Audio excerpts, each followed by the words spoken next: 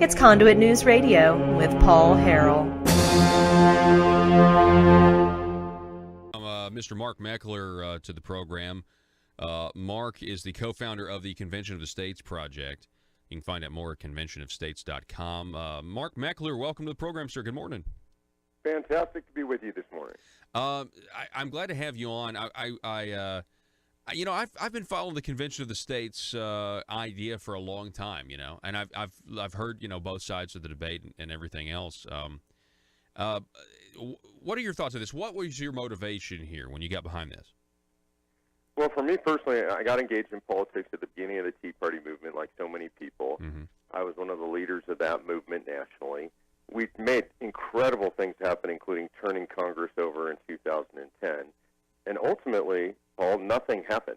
The swamp ate those people alive. Lots of good people went in, and they just got eaten up. Nothing changed. And if you want to see the ultimate end game of that politics alone, of the politics of just trying to elect good people, Republicans now have the House, the Senate, and the presidency, and they couldn't even put a bill on the president's desk to repeal Obamacare. So what I realized is politics as usual aren't working. There has to be another solution.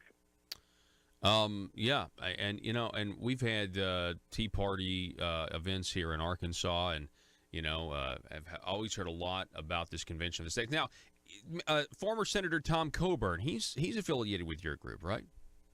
He is. He's a senior advisor to the project. I'm really privileged to travel the country with Tom. He's just one of those unusual statesmen that's always stood true to his principles. He managed to make it in the swamp and out of the swamp without compromising his values. And what Tom will tell you is the reason that he's engaged in this project, he actually left the Senate 2 years early to be engaged in this project, is because he believes that we will lose the country if we don't do this. Wow. Let me ask you this. With some of the successes of President Donald Trump, and him winning when a lot of people, nobody thought he would, or at least the conventional wisdom at the time, is there less interest in pursuing an Article 5 convention now? Have you noticed that happening? And what's your response if there is less interest now? There actually isn't less interest, and here's why. Because people are watching the deep state, the swamp, push back against Donald Trump, and they realize that, and frankly, he can't do it by himself. I wish he could, in a sense, but in another sense, I'm glad he can. A president does not have enough power to reform the structure and the scope and the size of government by himself. That requires intervention of the people.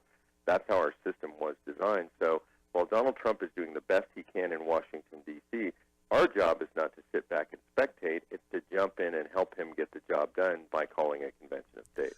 So where are you guys in that process? I know some organizations out there, they have mock conventions, or they just get people together from other states to try to plan what it might look like. What's the process? Where are you guys right now?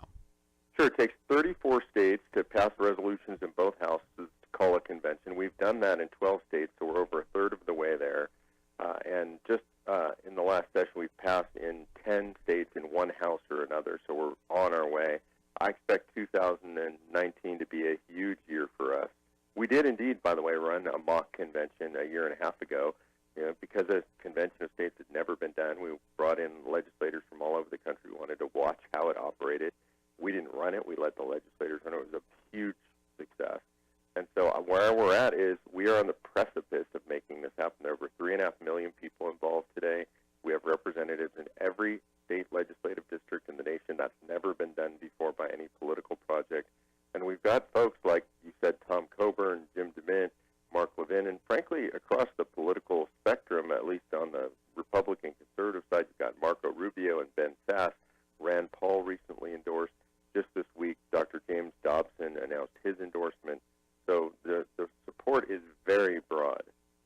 What do you think we had Mark Levin, talk radio host, legendary talk radio host. I love Mark Levin so much. His book, The Liberty Amendments, he had some great ideas in there. What would you, if you could do one thing, what would you do? For me, if there was a single thing that I could do and I could only do one thing, it would probably be repealing or revising our interpretation of the Commerce Clause. So the Commerce Clause was intended to give the federal government a tiny bit of power, just a little bit, to regulate the movement of goods across state lines. Yet over the decades, the Supreme Court has interpreted it to give the federal government literally power over anything. There was a really important decision happened in the 1930s where the Supreme Court said that if a farmer grew wheat for his own consumption, he was engaged in commerce or business. And the reason they said that is they said because he wasn't buying wheat on the open market. So in other words, what that turned into, Paul, is not doing business is doing business, which means that the federal government can regulate absolutely anything. And this is where they get their power to run the Department of Education, the Department of Energy, the Department of Commerce, the EPA. So I would revise the interpretation of the Commerce Clause back to what it was originally intended to be. That simple change would likely eliminate the authority for somewhere between 30 and 40% of the federal government. Wow. Yeah, and I would agree with that. I mean, that has been a perversion of, first principles. Okay, so let me ask you this, because I've got people on Facebook wanting me to ask this, and I've heard it many times because, there's always a debate when we talk about Article 5, the danger of a runaway convention, if you will. How do you respond to that fear from some? Yeah, well, I mean, there's a couple of ways. The first thing is I'm not an expert on everything. I'm not the smartest guy in the world. I am an expert on this, just having worked on it for 5 years. And I would say listen to people you trust. So when I rattle off this list, and I can tell you that Mark Levin and Sean Hannity, Marco Rubio, and people like Rand Paul all support it, when I can tell you that every leading constitutional scholar in America that's weighed in on it supports it. Robbie George from Princeton and Randy Barnett from Georgetown. When I tell you guys like James Dobson have just come on board, you have to wonder, like, if this is such a bad, terrible thing, if we're going to lose our Constitution, are all these people just dumb? The answer is no, of course. These are incredibly intelligent people who've done their homework. Number two is you have to ask, where's that runaway argument come from? And you can research this on our website. David Horowitz is the greatest author on the American left in history. Horowitz wrote an article explaining that this is all leftist propaganda intended to keep moderates and conservatives from using the Constitution to save the Constitution. It's a propaganda campaign. So for those on the right, for your listeners that are worried about the runaway, they need to understand they are repeating the talking points of the radical left.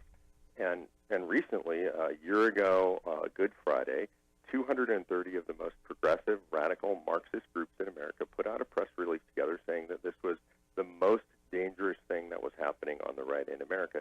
And I would argue the truth is, if you're a radical leftist, if you like centralized power, if you like the federal government in control of your life, it is indeed the most dangerous thing happening in America. Wow.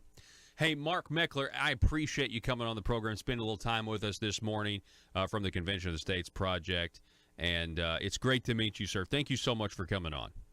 Great to be with you. And by the way, if your listeners want to get involved, and we need them there in Arkansas, we're going to get it done this coming year. Go to conventionofstates.com and get signed up. All righty. Mark Meckler, everybody. Thank you so much, sir.